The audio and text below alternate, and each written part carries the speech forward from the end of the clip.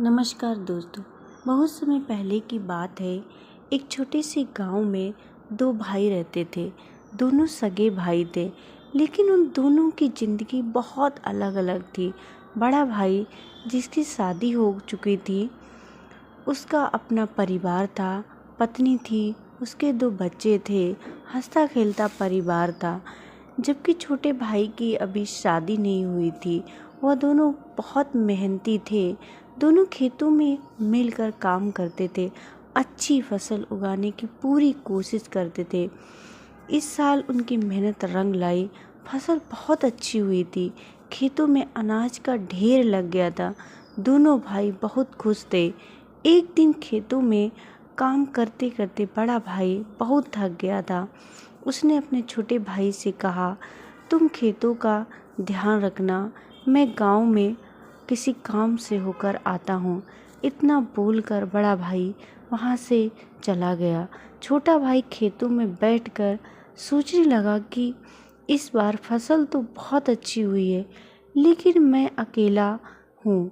मुझे इतना अनाज रखने की क्या ज़रूरत है। मेरे बड़े भाई का परिवार है, उसके बच्चे हैं, इसलिए उनकी जिम्मेदारियां भी ज़्यादा हैं, इसलिए मैं उन्हें ज़्यादा अनाज की आवश्यकता है। यह सोचकर उसने अपने हिस्से के अनाज की 10 बोरियां उठाईं और चुपचाप बड़े भाई के अनाज में रख दी। कुछ देर बाद जब बड़ा भाई खेत में वापस आया तो छोटा भाई अपने काम से घर चला गया था। बड़े भाई ने खेत में अनाज को देखा और सोचने लगा, इस बार फसल बहुत अच्छी हुई है, मेरा परिवार अच्छे से चल रहा है, लेकिन मेरा छोटा भाई अभी अकेला है। उसे इस अनाज की ज़्यादा ज़रूरत है, क्योंकि उसे अपनी शादी भी करनी है, बाकी जिम्मेदारियां भी, खुद के लिए भी कुछ करना है। यह सोचकर बड़े भाई ने भी अपने हिस्से में से 10 बोरियां उठाकर छोटे भाई के हिस्से में रख दी।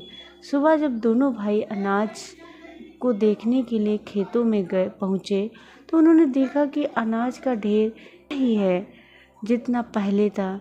दोनों भाई सोचने लगे कि ऐसा कैसे हुआ। फिर उन दोनों भाइयों में आपस में बात होने लगी और उन्होंने अपनी अपनी सच्चाई दोनों को बताई। दोनों बहुत खुश हुए, एक दूसरे को गले लगाया और हमेशा के लिए एक दूसरे के साथ रहने का प्रॉमिस किया।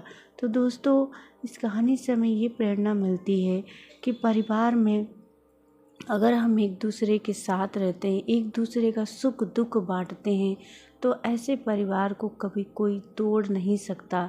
इसीलिए एक दूसरे में सामंजस्य बनाकर रखें और प्यार और विश्वास से आगे बढ़ें।